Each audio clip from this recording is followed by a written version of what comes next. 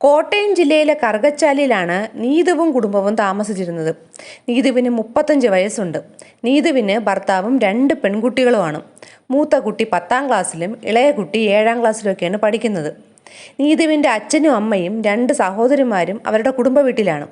ഈ അച്ഛനമ്മമാർ മത്സ്യത്തൊഴിലാളികളാണ്. നീതുവിൻ്റെ ഭർത്താവും ഒരു മത്സ്യത്തൊഴിലാളിയാണ്.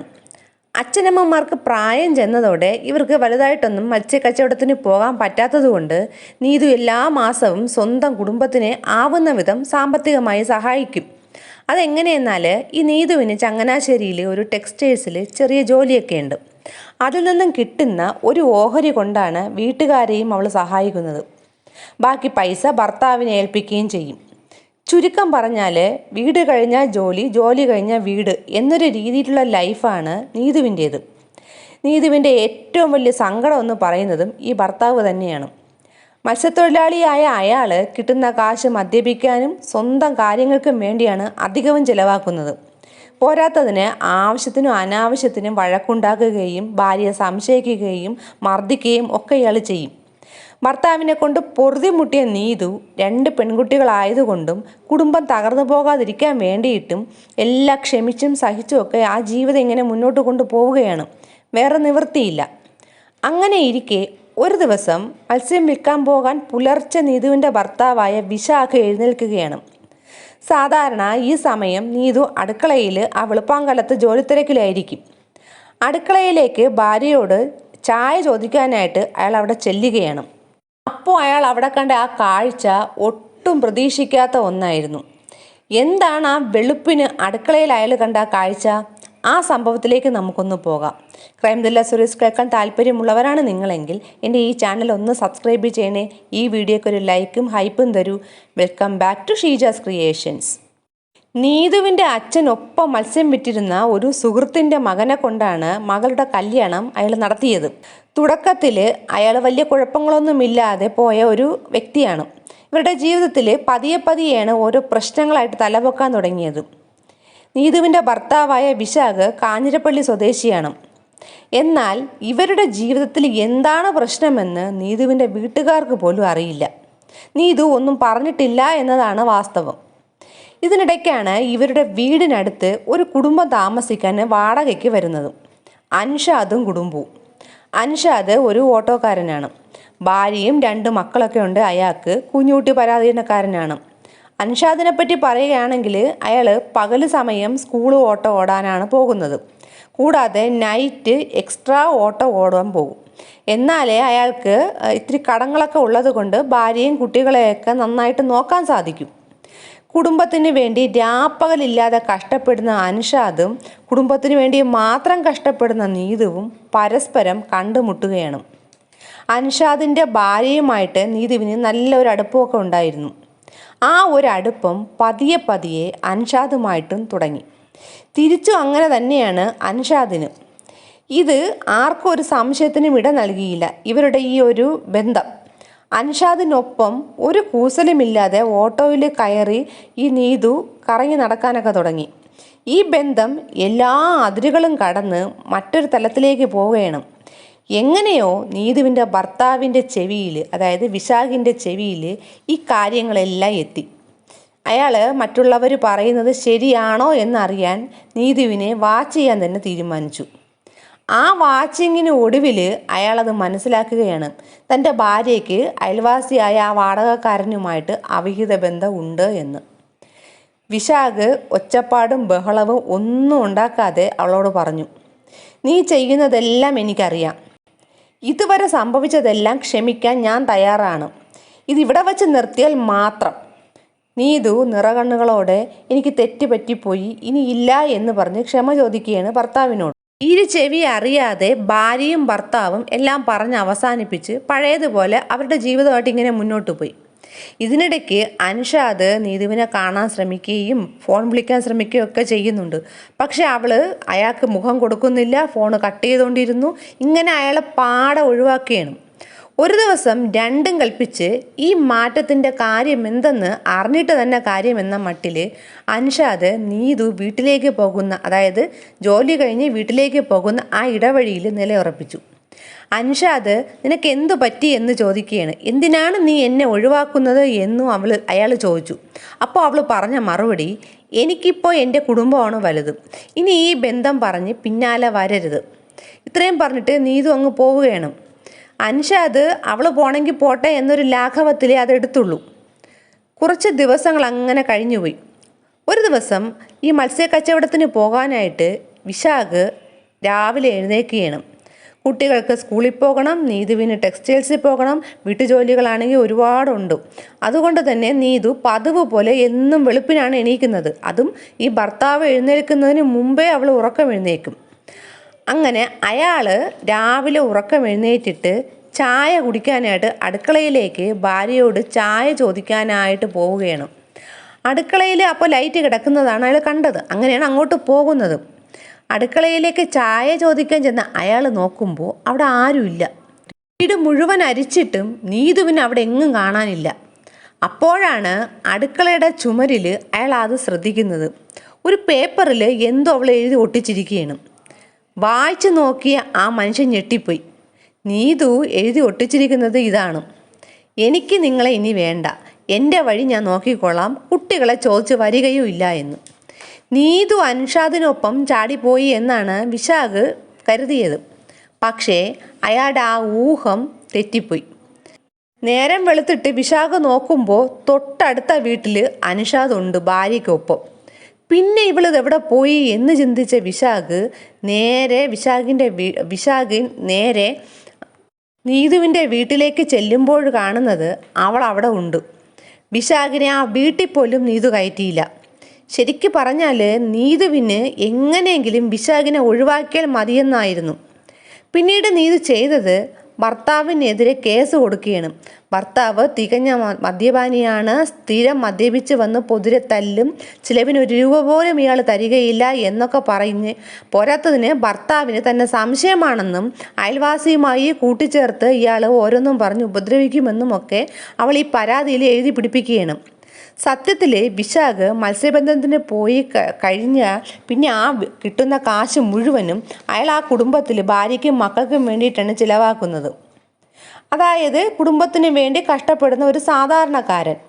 പക്ഷെ നീതുവിന് ആ ലൈഫിൽ അത്ര തൃപ്തിയില്ലാത്തൊരവസ്ഥയാണ്. ജോലിക്ക് പോകുന്നതിൻ്റെ ഒരു വിഹിതം പാരൻസിന് കൊടുക്കുന്നത് ഒഴിച്ചാൽ ബാക്കി പണം മുഴുവൻ നീതു സ്വന്തം ആവശ്യങ്ങൾക്കാണ് ഉപയോഗിച്ചിരുന്നത്. കുട്ടികൾക്കും അമ്മയോട് വലിയ അടുപ്പമൊന്നുമില്ല, അച്ഛനെ മതി. അപ്പോഴാണ് ഈ അൻഷാദുമായിട്ടുള്ള ഇടപാട് നീതു തുടങ്ങുന്നത്. ഇതിൽ വിശാഖിനെ ഒഴിവാക്കാൻ കിട്ടിയൊരു അവസരമായിട്ടാണ് നീതു ഇതിനെ കാണുന്നത്. കള്ള ആരോപണങ്ങളൊക്കെ വച്ച് കേസ് കൊടുത്ത് നീതു ഡിവോഴ്സിനായിട്ട് കോടതി വരെ കാര്യങ്ങൾ എത്തിച്ചു. ഇതേ സമയം അൻഷാദിൻ്റെ വീട്ടിലും ഈ അവിഹിതത്തെപ്പറ്റി അയാളുടെ ഭാര്യ അറിയുകയാണ്. അയാളുടെ ഭാര്യയും ഭർത്താവ് പരസ്ത്രീയെ തപ്പിപ്പോയെന്നും പറഞ്ഞ് തന്നെയും മക്കളെയും ചതിച്ചെന്നൊക്കെ പറഞ്ഞിട്ട് പരാതിയുമായിട്ട് സ്റ്റേഷനിലെത്തി. അങ്ങനെ ഈ 2 കേസുകളും ഇപ്പോൾ ഇങ്ങനെ നിൽക്കുകയാണ്. ഒടുവിൽ അൻഷാദ് ഒരു തീരുമാനത്തിലെത്തി. എന്തായാലും ഇനി ഭാര്യയുമായിട്ട് ഒത്തുപോക്ക് നടക്കില്ല, കാരണം അവൾ എല്ലാ കാര്യങ്ങളും അറിഞ്ഞു. അപ്പോൾ പിന്നെ ഈ കാമുകിയുമായിട്ട് ജീവിക്കുന്നതാണ് നല്ലത്. അയാൾ ആ ഒരു ചിന്തയിൽ ഭാര്യയെയും മക്കളെയും അയാളുടെ ജീവിതത്തിൽ നിന്നും തന്നെ പറിച്ചു കളഞ്ഞിട്ട് കാമുകിയായ നീതുവിനെ ഫോൺ വിളിക്കുകയാണ്. അയാൾ പറഞ്ഞു, എന്തായാലും നീ ഉടനെ ഡിവോഴ്സ് ആകും. ഞാൻ എൻ്റെ ഭാര്യയും പിള്ളേരെയും ഉപേക്ഷിച്ചും കഴിഞ്ഞു. നമുക്ക് നമ്മുടെ കാര്യം നോക്കി ജീവിക്കാം. ഇത് കേൾക്കേണ്ട താമസം നീതു അച്ഛനമ്മമാരോടും കൂടി ഞാൻ ഇറങ്ങി പോവുകയാണെന്നും പറഞ്ഞിട്ട് ആ കുടുംബ വീട്ടിൽ നിന്നും കാമുകനായ അൻഷാദിനൊപ്പം ഇറങ്ങി തിരിച്ചു. ഇപ്പോൾ ആ അച്ഛനമ്മമാർ ഇവളെ കളഞ്ഞ മട്ടായി. പക്ഷേ ഇവർക്ക് ഒന്നിച്ച് ജീവിക്കാനും പറ്റാത്തൊരവസ്ഥയാണ്. നീതുവിന് ഇപ്പോഴും ശരിക്കും പറഞ്ഞാൽ വിശാഖിൽ നിന്നും ഡിവോഴ്സ് കിട്ടിയിട്ടില്ല. അൻഷാദിൻ്റെ ഭാര്യയാണെങ്കിൽ ഒത്തുതീർപ്പിനാണ് സ്റ്റേഷനിൽ എത്തിയിരിക്കുന്നത്, അല്ലാതെ ഡിവോഴ്സിനും അല്ല. അൻഷാദ് നീതുവിനെ ഒരു വാടക വീടെടുത്ത് പാർപ്പിച്ചു. അൻഷാദിൻ്റെ ഭാര്യയും മക്കളും ഇപ്പോൾ പിണങ്ങി അവരുടെ വീട്ടിലാണ്. അൻഷാദ് സ്വന്തം പൈസയ്ക്ക് ഈ വാടക വീടൊക്കെ എടുത്ത് നീതുവിനെ അവിടെ താമസിപ്പിക്കുകയാണ്. കൂടാതെ അവരുടെ സകലമാന കാര്യങ്ങളും ഇയാളാണ് നോക്കുന്നത്. കുറേ ദിവസമൊക്കെ പുതുമോടി പോലെ അൻഷാദും നീതുവും അങ്ങനെ ആഘോഷമായിട്ടൊക്കെ നടന്നു. ഇടയ്ക്കിടയ്ക്ക് കാമുകിയെ കാണാൻ ഇയാൾ വരും പോകും, കാരണം ഇയാൾക്ക് അവിടെ സ്ഥിരമായിട്ട് നിൽക്കാൻ പറ്റത്തില്ല. ഇങ്ങനെ കാര്യങ്ങളൊക്കെ തുടരുകയാണ്. നീതു ആണെങ്കിൽ കാമുകൻ്റെ ചെലവിൽ ആഡംബരത്തോടെ ജീവിക്കാനാണ് അപ്പോഴും ശ്രമിച്ചുകൊണ്ടിരുന്നത്. നീതുവിൻ്റെ ഈ ഒരു ആർഭാട ജീവിതം അൻഷാദിനെ വല്ലാതെ അങ്ങോട്ട് മുറുക്കാൻ തുടങ്ങി. ഒരു സാധാ ഓട്ടോറിക്ഷക്കാരനായ അയാൾക്ക് നീതുവിൻ്റെ ചിലവും വാടകയും വീട്ടുചിലവും എല്ലാം കൂടി ആയപ്പോൾ നടുവ് നോക്കാൻ പറ്റാത്തൊരവസ്ഥയായി. അൻഷാദിന് എങ്ങനെയെങ്കിലും തലയിൽ എടുത്തു കയറ്റി ഈ ഭാരം ഒന്ന് എവിടെയെങ്കിലും ഇറക്കി വച്ചാൽ മതിയെന്ന അവസ്ഥയായി. നീതുവിന് ഒരൊറ്റ ലക്ഷ്യമേ ഉള്ളൂ, വിശാഖുമായുള്ള ഡിവോഴ്സ് എത്രയും പെട്ടെന്ന് ഒപ്പിച്ചെടുത്തിട്ട് അൻഷാദിൻ്റെ ഭാര്യയായിട്ട് ഇങ്ങനെ ആർഭാടമായിട്ട് ജീവിക്കണം. ഡിവോഴ്സ് പെട്ടെന്ന് കിട്ടാൻ വേണ്ടിയിട്ട് വിശാഖിനെതിരെ കൊടുത്തിരുന്ന കേസിൽ അവൾ കൂടുതൽ കടുത്ത ആരോപണങ്ങളും കൂടെ കോടതിയിൽ ഉന്നയിക്കുകയാണ്. അങ്ങനെ ഈ കേസ് കടുപ്പിച്ചാലേ പെട്ടെന്ന് ആ ഡിവോഴ്സ് കിട്ടുകയുള്ളൂ എന്നൊരു ധാരണയിലാണ് ഈ സ്ത്രീ ഇതൊക്കെ ചെയ്യുന്നത്. അൻഷാദിന് നീതുവിനെ മടുത്തു തുടങ്ങിയതോടെ അയാളുടെ വരവും പതുക്കെ വീട്ടിൽ കുറഞ്ഞു. പക്ഷെ നീതു ഉണ്ടോ വിടുന്നു.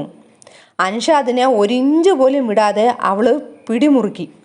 അൻഷാദ് നീതുവിനെ മടുക്കാനായിട്ട് മറ്റൊരു കാരണം കൂടിയുണ്ട്. പുതിയൊരു കാമുകിയെ ഒന്ന് സെറ്റാക്കി എടുത്തിട്ടുണ്ട് ഇവൻ. പണച്ചെലവ് തന്നുകൊണ്ടിരുന്ന ഈ കാമുകിയെ ഇപ്പോൾ കളയണം എന്നൊരൊറ്റ ചിന്തയെ ഇയാൾക്കുള്ളൂ. പലതും പറഞ്ഞ് നീതുവിനെ തിരിച്ചയക്കാനും ഒഴിവാക്കാനൊക്കെ നോക്കിയെങ്കിലും പുതിയ കാമുകനായ അയാളെ കൂടെ കല്യാണം കഴിച്ച് ജീവിക്കണം എന്നൊരൊറ്റ തീരുമാനത്തിലാണ്. അവൾക്കും ഇയാൾ കൂടി ഉപേക്ഷിച്ചാൽ പിന്നെ ആരുമില്ല, ജീവിതത്തിൽ ഇനി ആരുമില്ല എന്നൊരു തോന്നൽ എന്തായാലും നീതുവിനുണ്ട്. കാരണം ഭർത്താവിനെയും മക്കളെയും കളഞ്ഞു, അച്ഛനമ്മമാരും സഹോദരിമാരും ഉപേക്ഷിച്ചു, ഇനി ആകെയുള്ളത് അൻഷാദ് മാത്രമാണ്. അപ്പോൾ അത് വിട്ട് കളയാൻ പറ്റുകയുമില്ലല്ലോ. എല്ലാ വഴിയും നോക്കിയിട്ടും ഒന്നും നടക്കാതായതോടെ അൻഷാദ് ആ കടുത്ത തീരുമാനത്തിലെത്തിച്ചേർന്നു.